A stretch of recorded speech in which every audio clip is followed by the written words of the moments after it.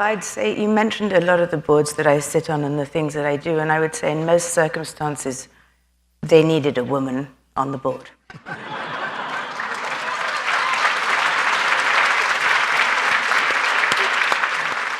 That's true, though, to start with. But as you say, our education activities pretty much cover the spectrum from early childhood education in a madrasa in East Africa to, PhD level medicine and nursing. And throughout all of that, going back to my great-grandfather in the 1920s, who encouraged his community and others to educate girl children rather than boy children, because the girl child would educate her family. There has always been this ethos of putting a lot of emphasis on the role of women in society and giving those women the tools and the wherewithal to be educated mothers and leaders of their societies. And I think just looking around us today, the impact of that is very clear. یا علی مدد، خوش آمدید. با تشکر از شما برای شرکت در یکی دیگر از برنامه بازتاب‌های جمعه شب. اسم من فرح میرانی است و افتخار دارم که به همه اعضای جماعتی، اعضای خانواده های ما با باورهای مختلف عقیدتی و همه کسانی که سراسر کشور و سراسر جهان ما را می‌بینند خوش آمدید بگویم. من از خانه‌ام در لس آنجلس کالیفرنیا با شما وصل می شوم و مایه افتخار من است که میزبان برنامه امشب باشم. بله، در اینجا هوا آفتابی و گرم است. در حالی که من در ایالات متحده سکونت دارم، من همیشه به کانادایی بودن خود افتخار می کنم و اکنون شاید حتی بیشتر از همیشه. محدودیت‌های ناشی از ویروس کرونا باعث شده است که من به ویژه دلتنگ زمین‌های تورنتو که در گذشته روی آنها را می‌رفتم شوم و همچنان دلم برای شکوفه‌های گیلاس در های پارک و خیابان پر سر و صدای کوین در ساعات پر از ازدحام می‌تپد. آره، من حتی دلم برای TTC تنگ شده، اما بیشتر دلم برای گذراندن زمستان با خانواده و دوستانم تنگ شده است. در واقع بگذارید راستش را بگویم، من دلم برای زمستان، سرما یا برف تنگ نشده، ولی دلم برای خانواده و دوستانم خیلی ها تنگ شده. انشاءالله با افزایش ظرفیت برای واکسیناسیون در سراسر کانادا، زمان آن به زودی خواهد رسید که ما قادر به دیدن یکدیگر گردیم و هر چیز زودتر و بهتر. این هفته چندین ایالات خطوط تماس وبسایت خود را برای ریزرو و قرار ملاقات واکسیناسیون ایجاد کردند. و من می‌دانم که بسیاری از سالمندان جماعت ما توانستند واکسن خود را دریافت کنند. ما هر عضو جماعت را تشویق می‌کنیم تا وبسایت وزارت صحت و وزارت بهداشت ایالات‌های مربوطه خود را بررسی کنند یا با اعضای بورد صحی محلی خود تماس بگیرند تا اطلاعات بیشتری در مورد چگونگی و زمان قرار ملاقات خود کسب کنند. شما هم مانند من از برنامه هفته گذشته در مورد زندگی و داستان‌های امام علی علیه السلام لذت برده باشید. دکتر رشید به من یادآور شد که مولانا علی و مولانا حاضر امام بر زندگی مطابق با ارزش‌های ما اهمیت زیاد قائل بودند و هستند. من همچنین از نکات برجسته در مورد عدالت و ذکر لذت بردم و خب من حتی چند کتاب الکترونیکی از وبسایت IIS دانلود کردم. پدر و مادرم خیلی به من افتخار خواهند کرد. این دوشنبه روز جهانی زن را گرامی می داریم. این فرصت است برای برجسته سازی و تجلیل از دستاوردهای اجتماعی، اقتصادی، فرهنگی و سیاسی زنان. من به عنوان یک بازیگر، نویسنده و مدافع حقوق زن شخصا سخت تلاش کردم تا از یک حمایت پویاتر و فراگیرتر زنان در پرده نمایش در همه زمینه‌ها به شمول رسانه‌ها حمایت کنم. شرح داستان و دستاوردهای قابل توجه زنان تنها یکی از راه‌های غلبه بر موانع و زدودن لکه ننگ‌هایی است که ما را از دستیابی به برابر جنسیتی باز می‌دارد. در حالی که هنوز کارهای زیاد برای انجام دادن وجود دارد، افتخار دارم که بگویم پیشرفت قابل توجه در انتشار و تولید آن داستانها در سراسر جهان صورت گرفته است. در حالی که برای امشب آمادگی می گرفتم، زمان را صرف تأمل و اندیشه در مورد تاریخ زنان در دین و آیین خودمان کردم. و از دستاوردهای کسانی که پیش از ما بودند بسیار شگفت زده شدم. در نگاهی به زمان پیامبر به این پی بردم که بیبی خدیجه قبل از اینکه همسر پیامبر شود کارفرمای او بود، یک زن با کسب کار موفق. اندازه کاروان او برای مأموریت‌های تجاری به بزرگی تمام کاروان‌های قبیله‌اش بود. در نسخه اصلی بامبل بیبی خدیجه نیز فرستاده‌های را برای پیشنهاد ازدواج نزد پیامبر فرستاد.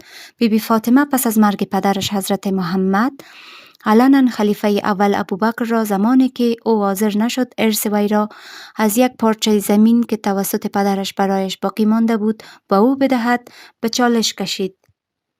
اگر نگاهی بیشتری به تاریخ ما بیفکندیم، القراوین قدیمی ترین دانشگاه هایی که هنوز در جهان فعالیت می کند توسط یک زن به نام فاطمه الفهیری تأسیس شده است. او که در فقه و حدیث تحصیل کرده بود از منابع مالی خود برای ساخت القراوین استفاده کرد و بر ساخت ساز آن نظارت داشت. این سنت باور نکردنی زنان مسلمان که نقش رهبری را در جامعه ایفا می کنند تا به امروز ادامه دارد و این چیزی است که ما در برنامه امشب بر آن خواهیم پرداخت. ما امشب با گروهی از زنان فوق‌العاده‌ای که رهبران نهادهای خود هستند شروع خواهیم کرد. آنها در سفرهای زندگیشان روی نقش ایمانشان در این سفر تأمل خواهد کرد و یک دیدگاه یا بینش را برای همه کسانی که تلاش می کنند جای پای آنها را دنبال کنند فراهم می سازد. سپس ما تعدادی از زنان را در جامعه خودمان برجسته خواهیم ساخت که تأثیر بزرگی در زمینه‌های مختلف کاری خود به جا گذاشته‌اند. ما از داستان‌های آنها یاد می‌گیریم و با سفرهای الهام بخش آنها مسیر زندگی خیش را روشن می‌سازیم. برخی ها هستند که میگویند به منظور الهام بخشیدن به زنان و دختران مهم است که کار زنان موفق را برجسته کنیم. اما با توجه به کارنامه‌های این زنان آنها می توانند الهام بخش هر کسی باشند بدون در نظر داشت جنسیت. همچنین امشب ما درباره آزمون کاهود را که مورد علاقه خانواده ها هست برمیگردانیم و شما می توانید همراه با جماعت بازی کنید و دانش خود را در مورد تاریخ زنان در اسلام بیازمایید. پس از آن ما مثل همیشه با برخی از پارچه های موسیقی برنامه خیش را به پایان خواهیم رساند و حالا من می خواهم به گرمی از اعضای پنل یا هیئت باور نکردنی ما در این برنامه استقبال کنم. رومینا ولشی در حال حاضر رئیس و مدیر عامل کمیسیون ایمنی هسته‌ای کانادا است. رومینا به طور فعال در زمینه علوم، تکنولوژی، مهندسی و ریاضیات فعالیت می کند که به عبارت دیگر به عنوان استم شناخته می شود، مخصوصاً برای زنان جوان. او از زمان پیوستن به CNST به عنوان رئیس و مدیر عامل ابتکار زنان در استم را راه اندازی کرده است. تا راه‌هایی را برای حمایت از زنان در حرفه استم در CNSC و جاهای دیگر و همچنین آموزش بیشتر استم با همکاری با شرکای علاقمند در نظر بگیرد.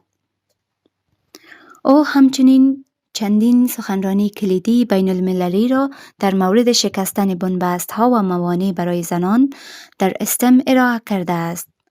رومینا همچنین یکی از اعضای بنیانگذار زنان کانادا در علوم و مهندسی است و در حال حاضر در هیئت مدیره مؤسسه زنان کانادا در مهندسی و ساینس CIWES، مؤسسه‌ای که آموزش و پرورش را در زمینه استم در سراسر جهان از طریق شبکه‌های بین المللی، سازمان‌ها، بنیادها و کارشناسان به پیش می‌برد عضویت دارد. همچنین در پنل یا هیئت خود دکتر کریما ولجی را داریم.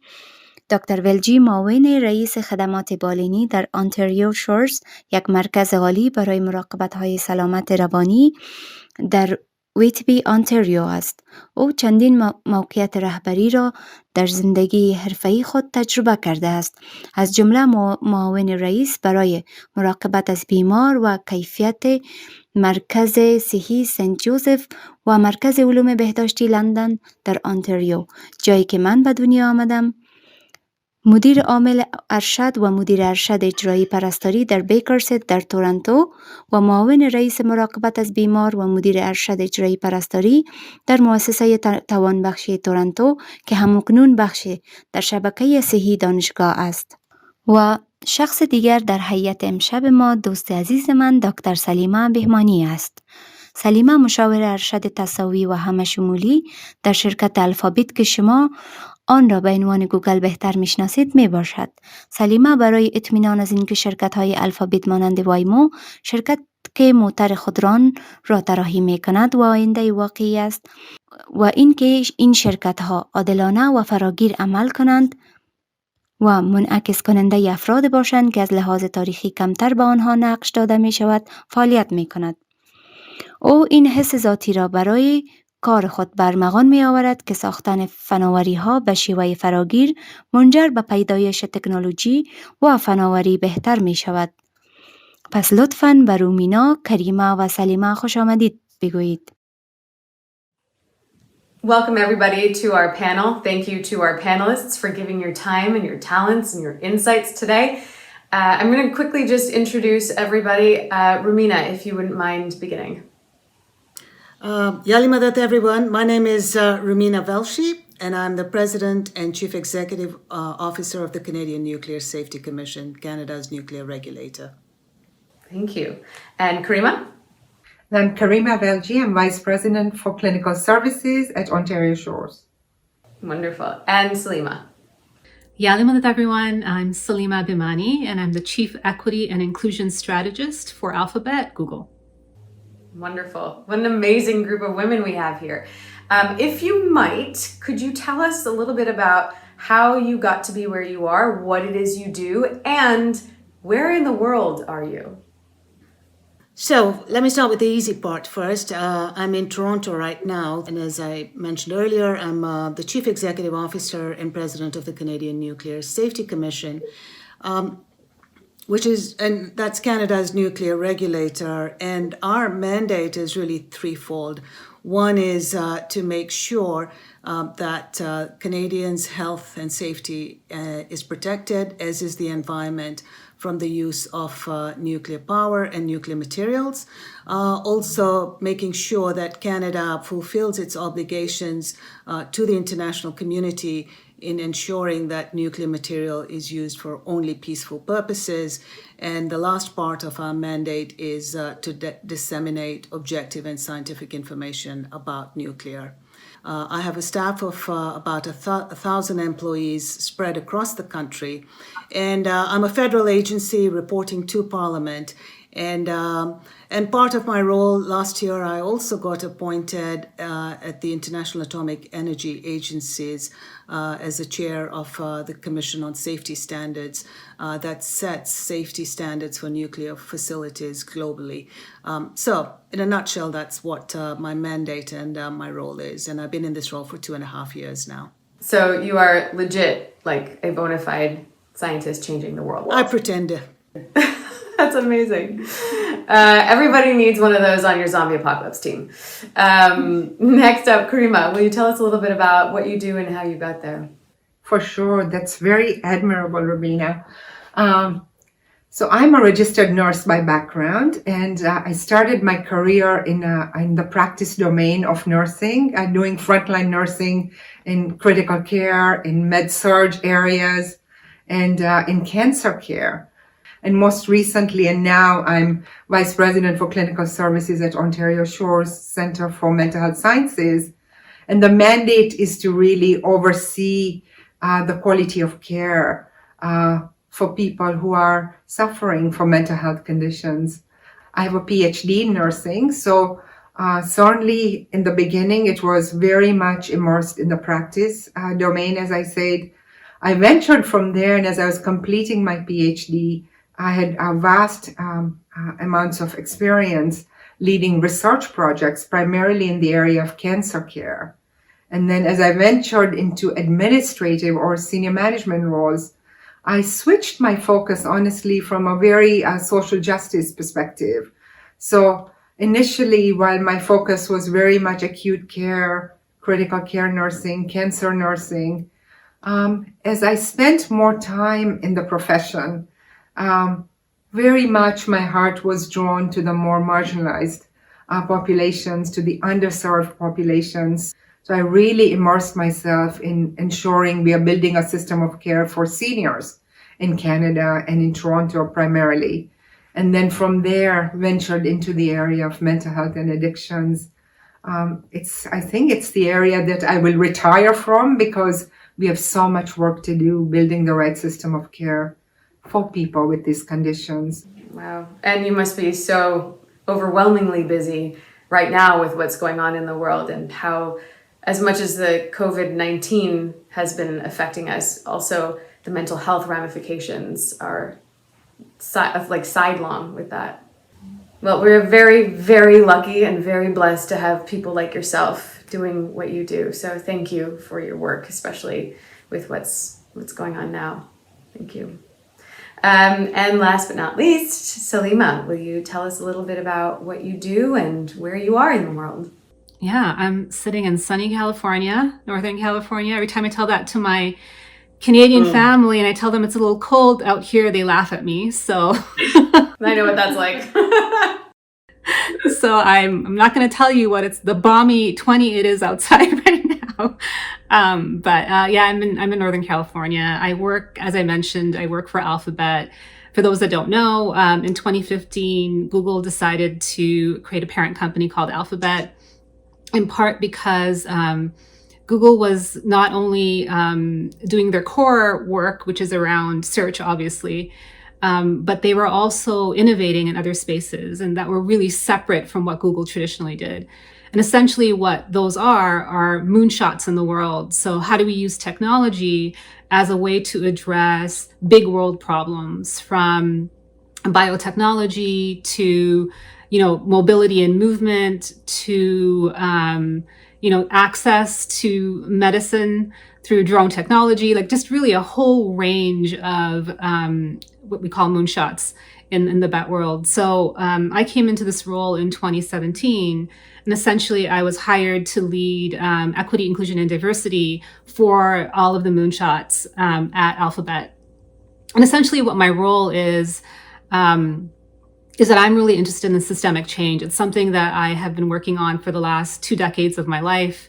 My educational background is also in this space. So I have a PhD that looks at organizational community transformation that is equitable and that is inclusive.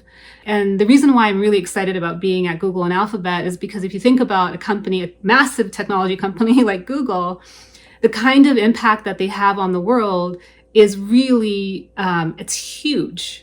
It's huge, not only in terms of, how we access knowledge, for instance, through the internet, but also in terms of, like, we take a company like Waymo that is actually going to change mobility for all of us, essentially, by creating autonomous driving. The impact of that is going to be so huge on humanity and its future that if we're not integrating equity, inclusion, and diversity into our businesses and getting people to think about the effect that they're going to have on the world and the people that they actually might leave out in the process, we're going to re-perpetuate the same injustices that we've seen historically. So I feel really grateful to be able to do this work across the bets. And like I said, it's been my life's work. And I always go back to the story of when I was 3 years old and we were in Toronto. My family were refugees from Uganda. And so they ended up in Toronto in the mid 1970s, like many other Ismailis. And 3 years into my life, I remember coming home in a car. We were in the car and I was in the back, and our house was spray painted and had egg all over it. And it basically said, "Pakis, go home."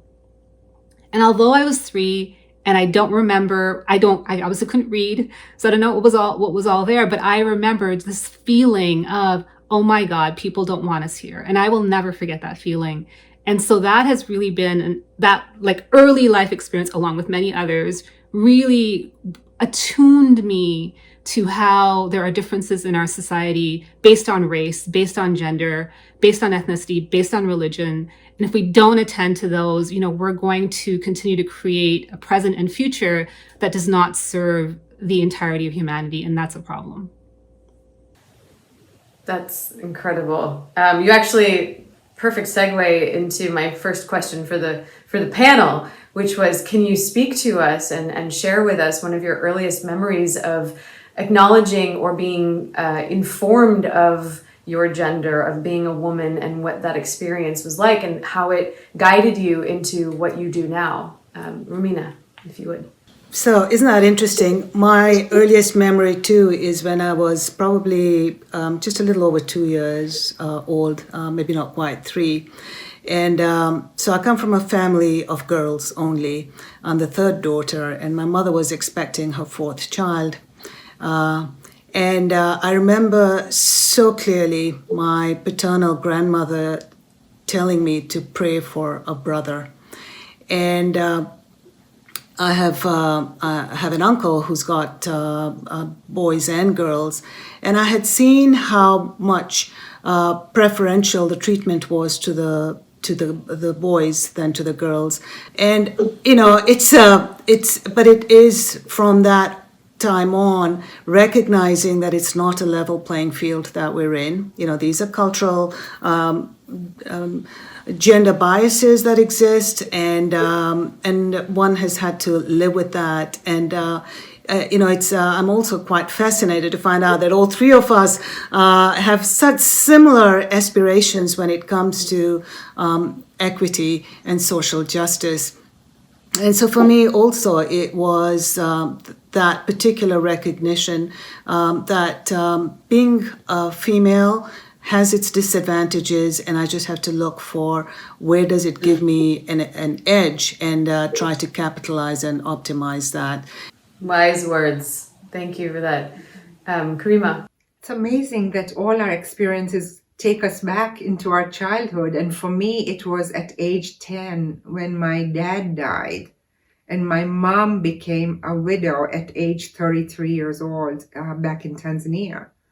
And we are an all-woman family as well. So we were 3 daughters. I was 10, the eldest, and my sisters were 6 and 3.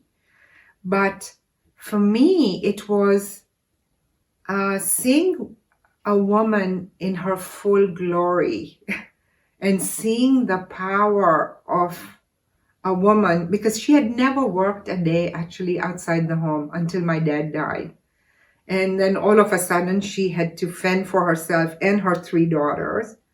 And I saw her play it out, and I'll never forget it. Actually, she's a role model for me.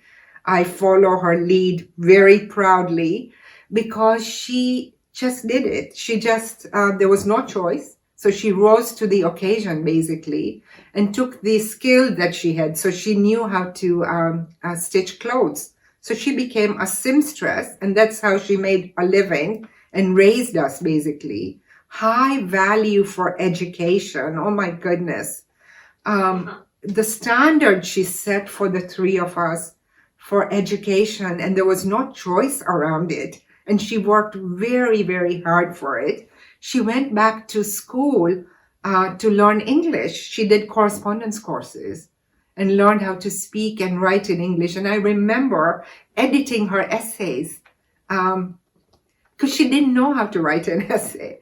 So all to just get her life together so she could raise the 3 of us, and devoted her entire life to us and to our kids. As her grandkids were born, she was present for each one of them, not for a week or 2, but for a few months to get us up and comfortable with the new roles that we had as mothers. So she's very much etched in my life as truly a role model. But for me, I've only seen females in my family rise to their full glory, and I've just followed their lead, basically, because there was just no other way to do it. That's the only way I knew how to do it.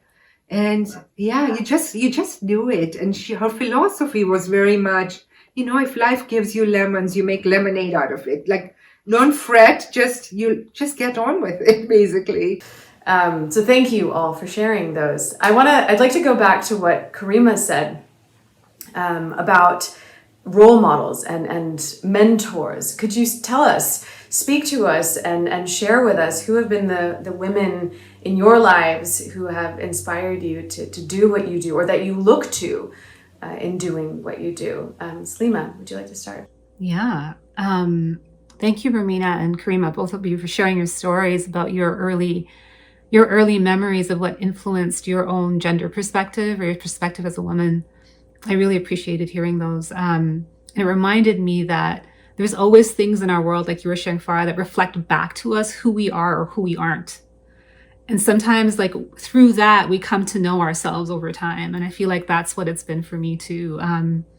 My mother is probably one of my greatest role models because, she has, I think coming from Uganda and having that experience of being displaced, and coming to a new country and, both of my parents having to pick themselves up from the ground up, in a new country, not knowing the language, really being in a new environment. And what I've seen my mother do over and over and over again is persevere and persevere and persevere. And what I've also seen her do is remove the barriers for me, So she was a role model for me and opened the door for me, but I think I also opened doors for her that maybe weren't available to her, as she was living in Canada. So that, I feel like she was a huge role model. I also think sometimes the role models are the people that you don't want to be, which is kind of like an inverse, you don't mean for them to be role models, but you kind of look at them and you're like, I'm definitely not walking down that road, and I feel like there's lots of people like that I've had the glory of encountering in my life. And it's reminded me of my own integrity. It's reminded me of how to live an ethical, honest life that really is true to my life purpose, And so that, I also thank those people because I don't think they realized what they were doing for me. That's great. Taking lessons from wherever they come, right? We learn from those who do and those who don't. It's actually ditto for me. Honestly, I was teaching a class at U of T today, and it was a class on leadership, and it was about leading teams into the future. And we were talking about mentoring. And I exactly what you just said is what I said, which is mentors come at you by design, people that you choose to, this is who I want to be like when I grow up. And I know there are several people for me, and they all happen to be female for the most part. So there's a lovely lady by the name of Dr. Gillian Kernahan, who is the president and CEO of St. Joseph's Hospital in London, Ontario. She is the most profound female leader I know because she leads from values. She is all about, as you said, clearing people's paths so that you are in your full glory. And she doesn't get in your way. Basically, she lets you do your thing. And she makes it her life's mantra that her job is to simply set you up for success and remove your barriers, basically. And then there are people who actually come to your life, the accidental mentors or the surprising people who teach you a lot. You wouldn't have picked them as mentors by design. So let me just take it a slightly different angle to this. I mean, the women in my family, absolutely amazing women. But, more inspirational, let me share some historical figures that I think have had a fairly large influence on me. And I'll start with Bibi Khadija. Here's a woman in the 7th century who took over the family caravan business when her father passed away. She was married twice, widowed twice, before she hired Prophet Muhammad.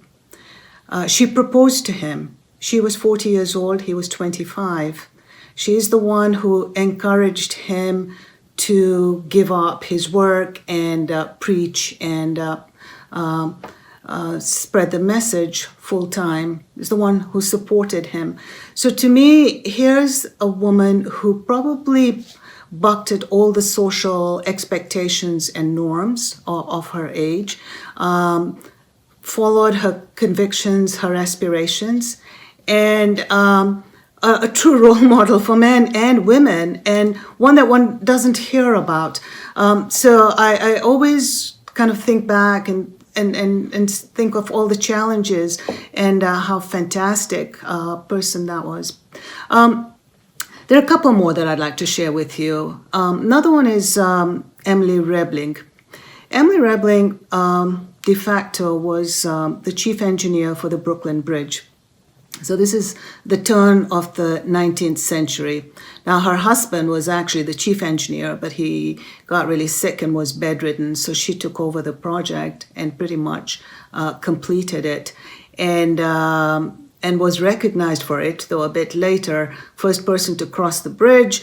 And so it was really my inspiration to go into engineering because I wanted to be just like Emily Rebling. Unfortunately, didn't have what it takes to build suspension bridges, but a woman ahead of her times, and she was quite the activist when it came to things around gender equity.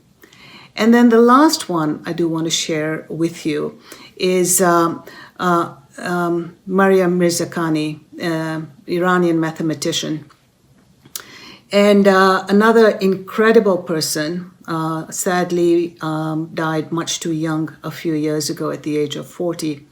But she's the one who got a perfect score in mathematics, something unheard of, and won the mathematics equivalent to the Nobel Prize. The first Iranian, the first woman, actually the only woman who has won that.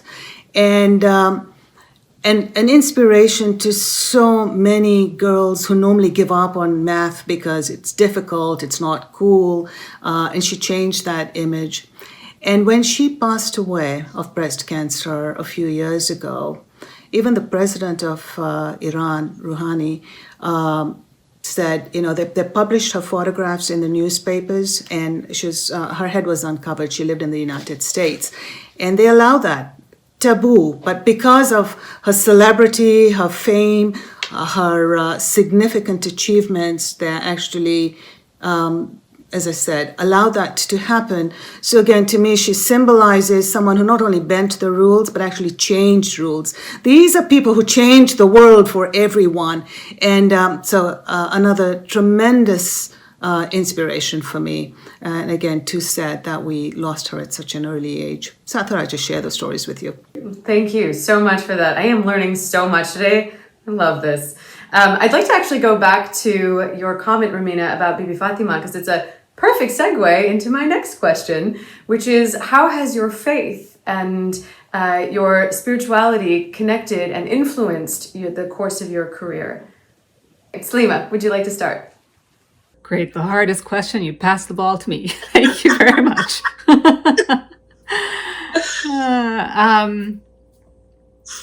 Well, it's had a profound impact on me. As a very young girl, I feel like the Imam set a standard for me. And what that standard for me is that you should never stop striving to achieve your highest and with excellence. And I think that as women, we can't afford not to be excellent. And I'm not saying that because I think, therefore, to add pressure on all of us to be perfect, because excellence does not equal perfection. What I'm saying is that when we are clear about what we bring to the table, and when we are clear about what we have done and worked at in order to get there, then we can ride that to some extent. We will have barriers in the system. People will get in our way. Things will come our way. But we will not lose faith in ourselves because we are clear about who we are and what we bring to the table. And so what my faith has also taught me is to be a critical thinker, actually, and is not to accept the status quo. And so that is something that I feel like it was seeded for me in our faith.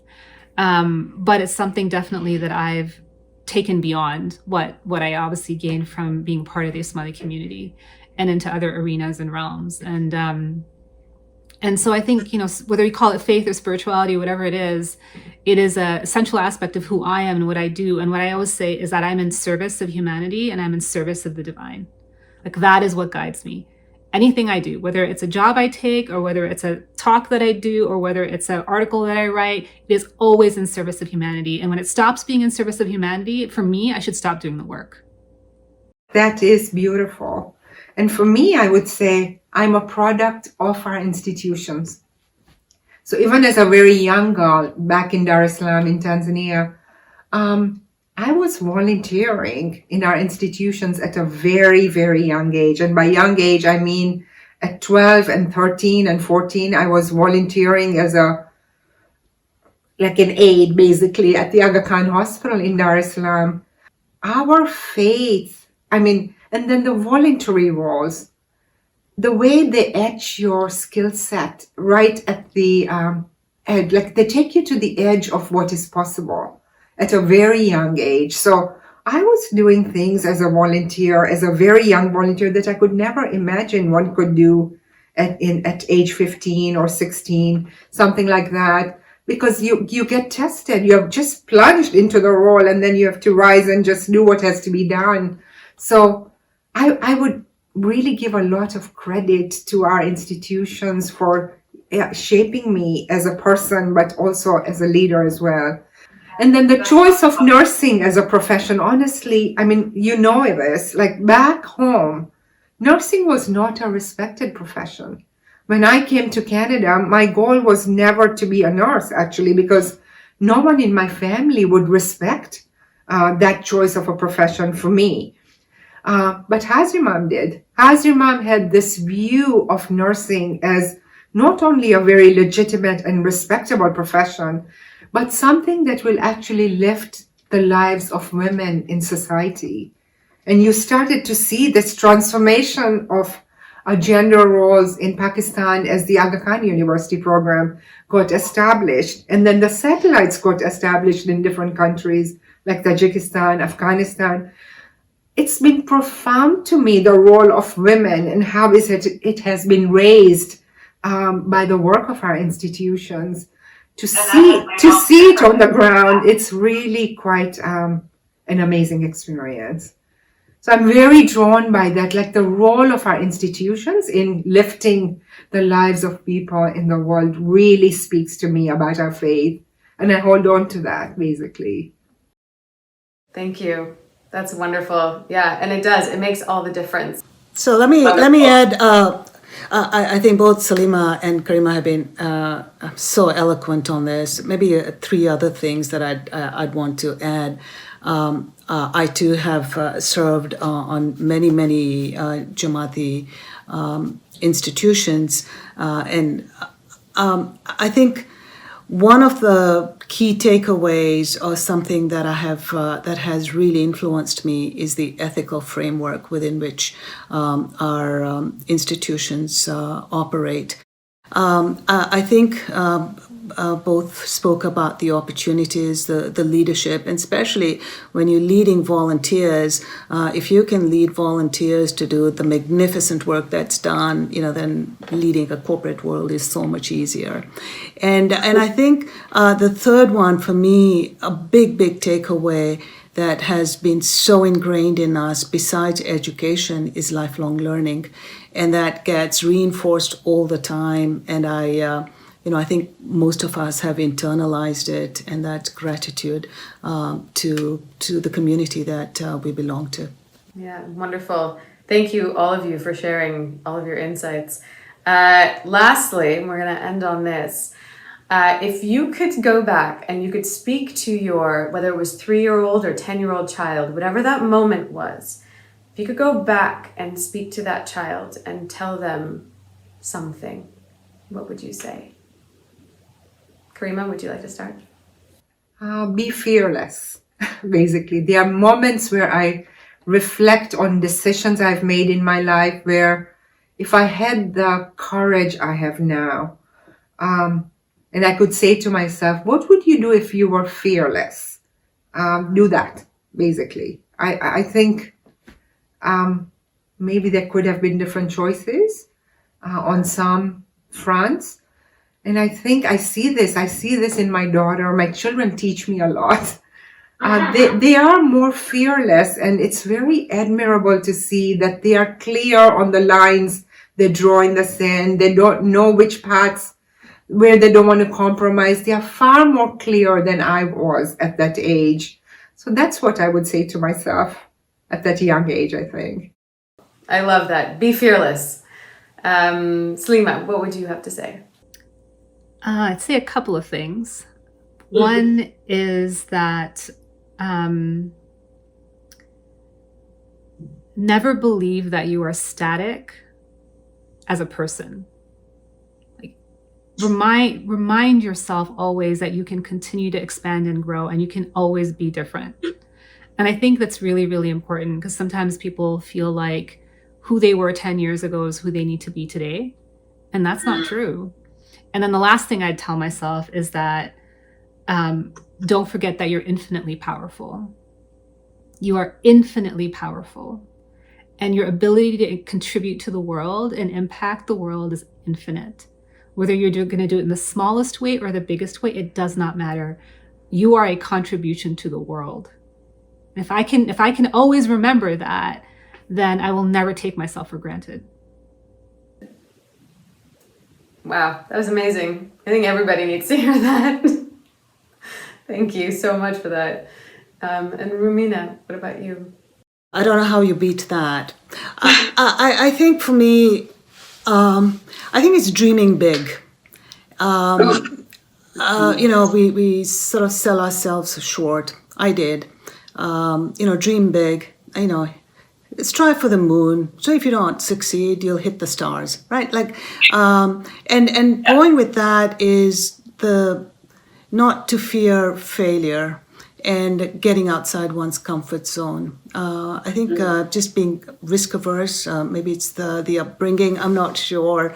But I have to have all the I's dotted and T's crossed before I make a decision, kind of thing. I think just live a little, as someone says, be a bit more fearless and get outside that comfort zone and live fully. It's one life and we can make such a difference, and never forget the difference we can make. The other thing I would say is make it your life's mission to open a door for someone every day. And particularly women lifting each other up. It's crucial because no one's going to do that for us. And we must be there for each other. So when I think of the mentors as well, it's their life mission. It's almost an everyday thing, a normal thing for us to come home and say, today I opened a door for someone to rise. And to do that for each other, because who else will? Yeah, I like to say we all rise with the tide. So your successes are my successes. And if we keep supporting each other, then we all lift each other up. So with that, I thank you all so much for giving us your time, sharing your wisdom and your insights with everyone today. It has forever changed me, truthfully. And I thank you so much. Inshallah, we can all gather around a real table in a real room sometime and not just on a Zoom room. از رومینا، کریما و سلیما سپاسگزاری میکنم که داستانهایشان را با ما در میان گذاشتند. این بسیار الهام بخش و شگفت‌انگیز است که میبینیم شما چی کارهایی را انجام داده اید و تعهد و دلبستگی شما به این نوع کارها تا چی حد است. این واقعاً یک نمونه فوق‌العاده‌ای است که می‌بینیم ما به کجا رسیده ایم و حالا از چند تن از زنان در جماعتمان میشنویم که مشعل الهام بخش و نمونه‌ای را که پیشینیان ما به ما منتقل کردند برداشتند. لطفاً از این قطعه که در برگیرنده برخی از اعضای برجسته و باور نکردنی جماعت ما هستند لذت ببرید. Ya al-Madad. My name is Rana Mustafa. I am a food scientist and researcher with the Saskatchewan Ministry of Agriculture. Yali Madad, my name is Karima Sabar. I am the CEO and partner at Quark Venture LP, which is a venture capital firm investing globally in health technologies. Ya Ali Madad, my name is Nay Karbalzada and I'm honored to be here today. Currently, I'm in the clinical years of my medical training. When I began medical school, I was enrolled in a dual degree, medicine and law. Last summer, I finished my law degree, and next year, inshallah, I'll be finishing medical school. I ended up where I am mostly out of pure luck, prayers, and hard work. Yalamadat everyone. My name is Shaliza Sajwani, and I'm an oncology pharmacist by profession. And I'm also the outgoing president of Pharmacists Without Borders Canada. So I had begun my career in television as an associate director working in a live control room environment doing news and live news specials when I decided to pursue elite level sport as a track cyclist.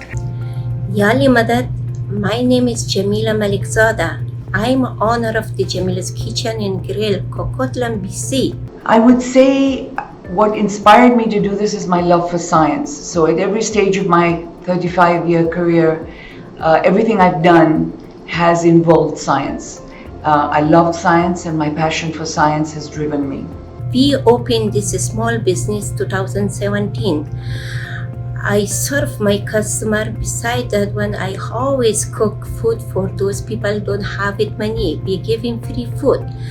I love to help my community. I love to help those people living to my community. My biggest inspiration has been my journey as a female immigrant from a country where girls continue to struggle in getting an education, even in the 21st century.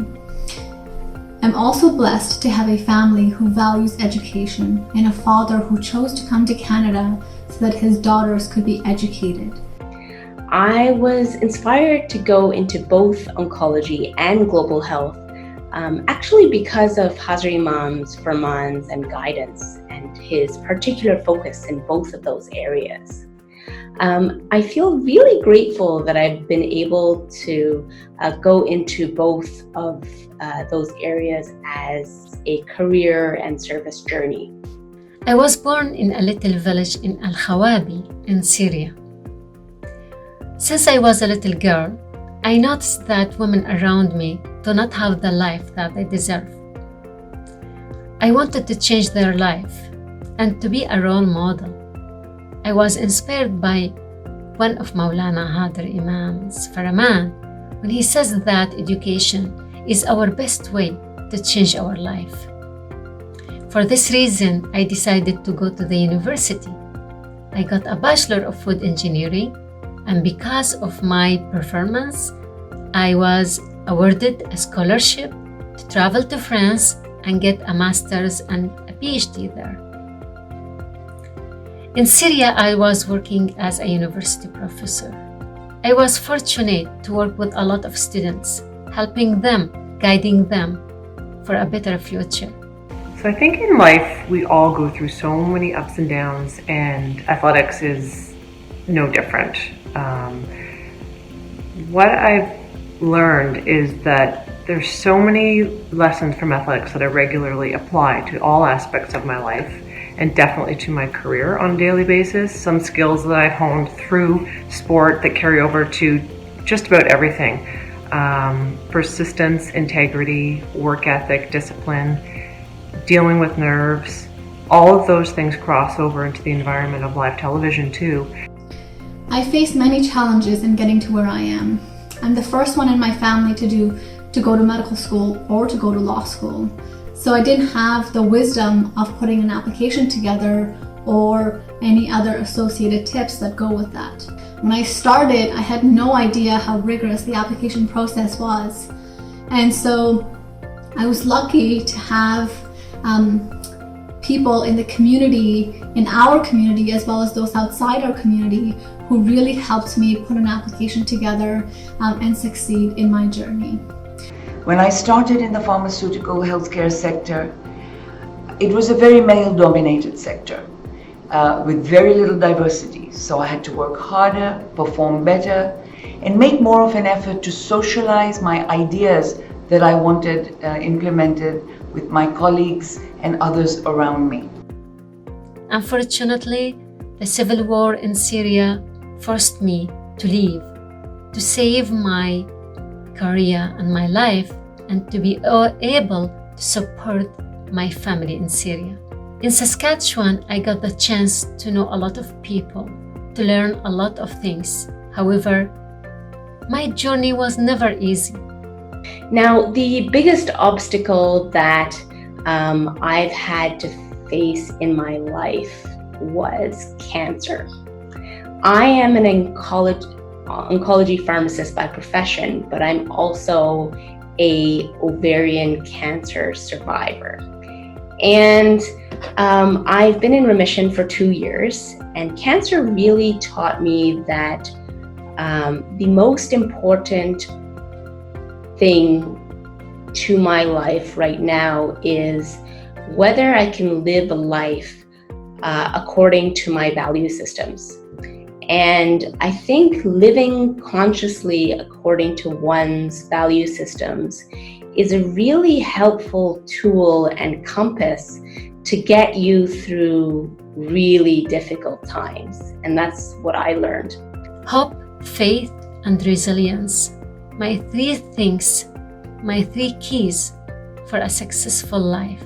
Being patient and taking every problem as an opportunity to grow and learn helped me a lot throughout this journey. And I'm telling to everybody, if you have some goal, work harder, believe yourself, your faith, and one day, inshallah, you're coming successful. To follow their passion and be bold. This is really important. If you're passionate about what you want to do, you're more likely to be successful and you're more likely to excel.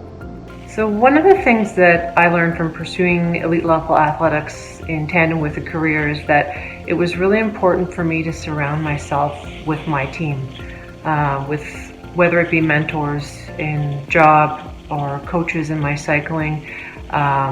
In addition to the support of my own family, friends, and cycling teammates, I built my own personal team. If and when actually they fall down multiple times during their lives, falling down and failing is not the same thing as being a failure. In fact, failing and falling down is integral to long-term success, because long-term success is basically defined by constantly picking yourself up after falling down so many times. To have a mentor, to have a network, and to do lots of seva. Your mentors will guide you, your network will inspire you to continue your hard work, and your seva will give you opportunities that you can only dream of. Parents who say that seva gives you barakat is 100% right. خیلی عالی. چه داستان‌های شگفت‌انگیزی. این واقعاً در خور توجه است که در زمینه‌های مختلف ما زنان اسماعیلی را داریم که دستاوردهای فوق‌العاده‌ای دارند. البته تعداد بسیار بسیار بیشتر از آن است که ما در اینجا داریم، اما حالا قادر به معرفی همه نیستیم، ولی آنان واقعاً مایه افتخار ما هستند. خیلی خوب، همه حاضرند که اطلاعات و دانششان را امتحان کنند. بیایید با پیشکش آزمون کاهوت ببینیم چقدر در مورد زنان در تاریخ دینی ما می‌دانید. To participate in tonight's Kahoot quiz, simply open the Kahoot app or visit kahoot.it and enter the game pin shown on your screen.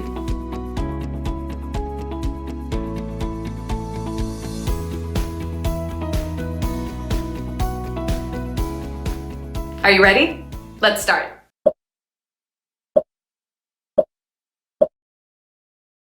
Question 1. Mary, mother of Jesus or Prophet Isa, is mentioned more times in the Quran than in the entire New Testament of the Bible, Torah, Rig Veda, Bhagavad Gita.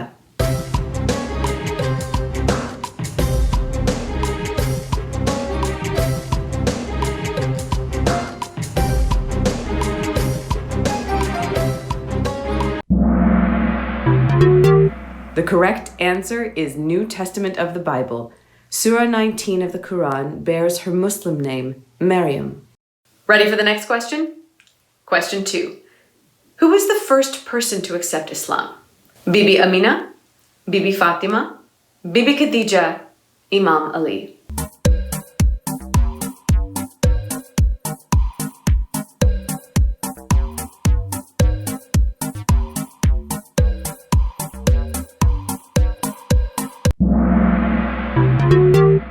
The correct answer is Bibi Khadija. Ready for the next question? Question 3. Which woman is known for the powerful sermon she delivered after Karbala, where she spoke out in the face of injustice? Bibi Khadija, Bibi Fatima, Bibi Zainab, Rabia al-Adawiyah.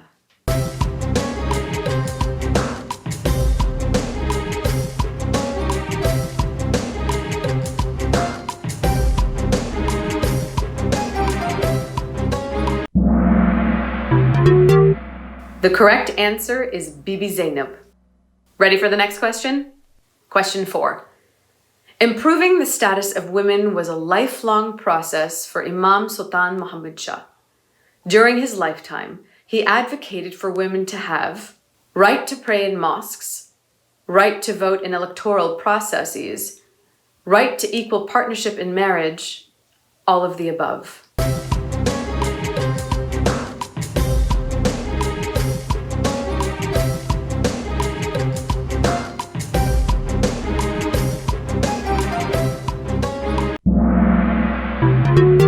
The correct answer is all of the above.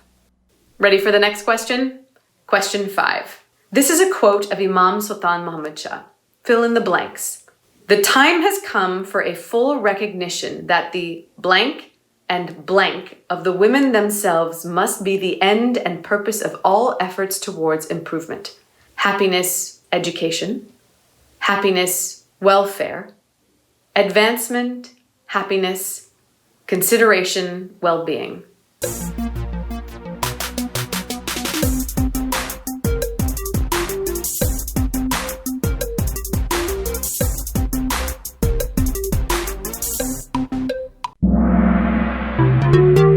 The correct answer is happiness and welfare. Oof, that was a tough one. How are you doing? Okay, ready for the next question. Question 6. This one is a quote from Maulana Hazri Imam, and again, you have to complete the sentence. Looking through this book of speeches, I came across one whose title immediately caught my attention. Blank. The active influence of women in society. Muslim society, its higher spiritual life owes a great debt to women. Women are the guardians of the life of the race. Educate a woman and you educate a family.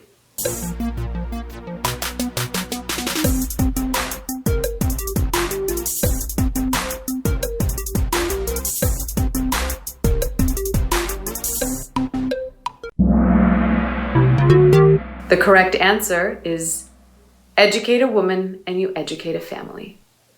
Question 7. Which country has a female representative of the AKDN? Kyrgyzstan, Afghanistan, Uganda, Syria.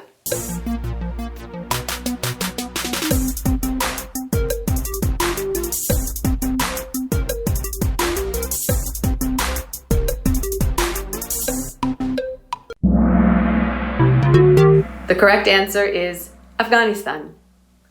You still have 3 more questions to get those points. Question 8. Maulana Hazri Imam said blank are not gender-driven. Leadership qualities, ethical qualities, success, human decency.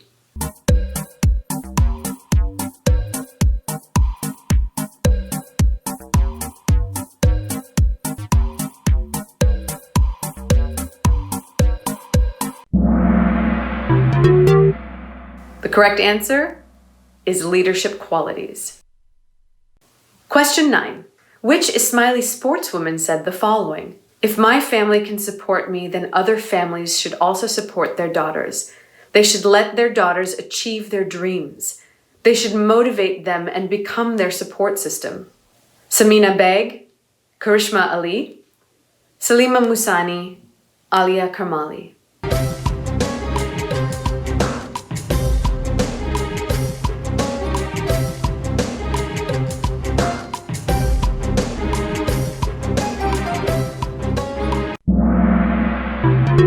The correct answer is Samina Beg.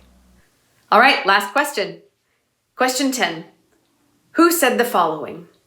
We must try to address all the problems that face the women in the Ismaili Jamaat, no matter how delicate or controversial these may be. Princess Yasmin, Princess Zara, Mata Salamat, Lady Alicia.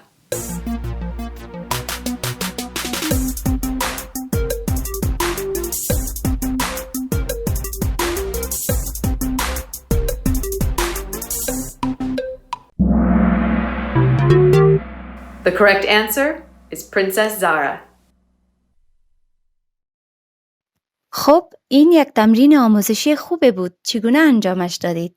من فکر می کنم باید به نقل قولی از امام سلطان محمد شاه تجدید خاطره کنم. در واقع همه نقل قولها و حالا مثل همیشه با لحظه مورد علاقه من یعنی پارچه های موسیقی به پایان نزدیک می شویم. امروز شام ما یک قطعه زیبای نعت شریف از ابی سمپا که عنوان آن است یا مصطفی یا مصطفی و به شکل قوالی ارائه شده است داریم. این بازخوانی بر اساس آهنگی است که در اصل توسط نصرت فتحی علی خان ساخته شده است. خیلی ممنون از اینکه این هفته با ما پیوستید. میزبانی شما خیلی برایم خوش گذشت. لطفاً در امان باشید، از یکدیگر مراقبت کنید و هفته فوق العاده‌ای داشته باشید. یا علی مدد.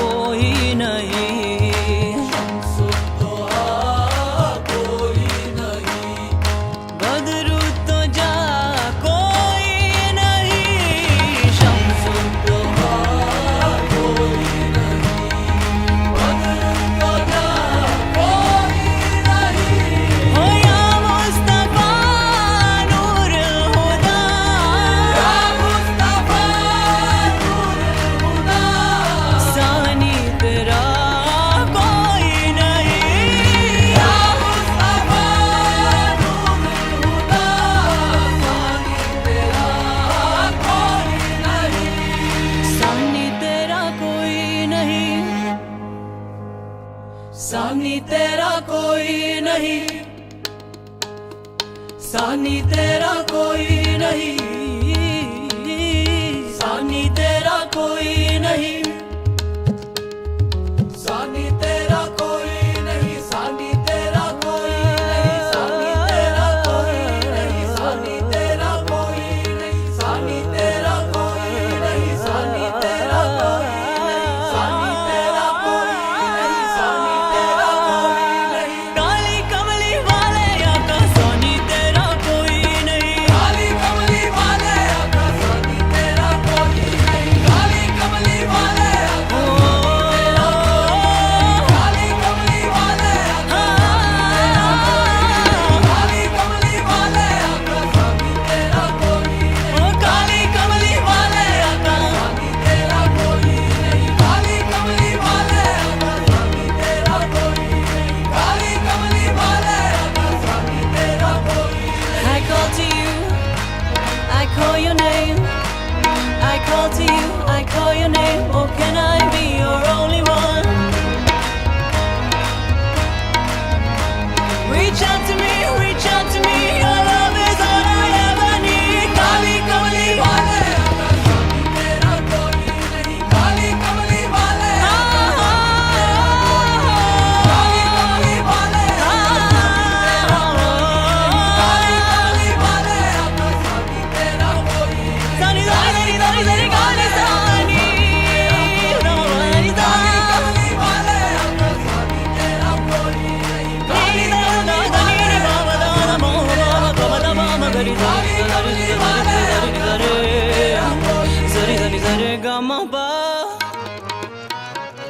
Sari sani sare gama ni, sari sani sare gama pa, sari sani sare gama ni, sari sani sare gama pa, sari sani sare gama ni, sari sani sare gama pa, sari sani sare gama ni, sari sani sare gama pa, sari sani sare gama ni, sari sani sare gama pa, sari sani sare gama ni.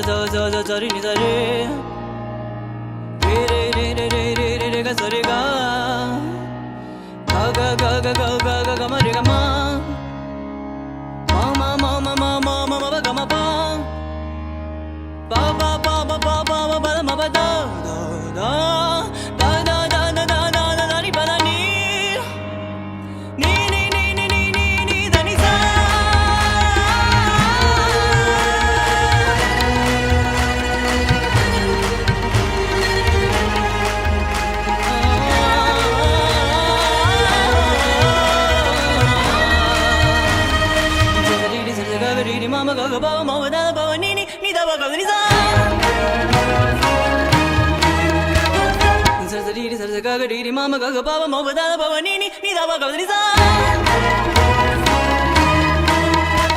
za za re ga ma pa da ni za sa re ga ma pa da ni za sa re ga ma pa da ni za sa re ga ma pa da ni za Mama Daniza, Mama Daniza, Mama Daniza, Mama Daniza, Mama Daniza, Mama Daniza, Mama Daniza, Mama Daniza, Mama Daniza, Mama Daniza, Mama Daniza, Mama Daniza, Mama Daniza, Mama Daniza, Mama Daniza. काली कमली वाले आका सानी तेरा कोई नहीं, काली कमली वाले आका सानी तेरा कोई नहीं, काली कमली वाले आका सानी तेरा कोई नहीं, काली कमली वाले आका सानी तेरा कोई नहीं। ओ या मुस्तफा नूर हुदा, या मुस्तफा नूर हुदा, सानी तेरा कोई नहीं, या मुस्तफा नूर हुदा, सानी तेरा